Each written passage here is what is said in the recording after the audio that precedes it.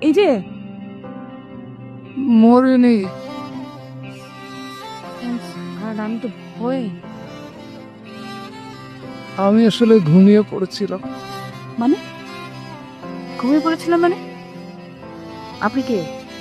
আমি আমি হলাম সেই কাঠামো যে একটা মাংস, পোশাক, সভ্যতা ইত্যাদি ইত্যাদি বয়ে বেড়াচ্ছে।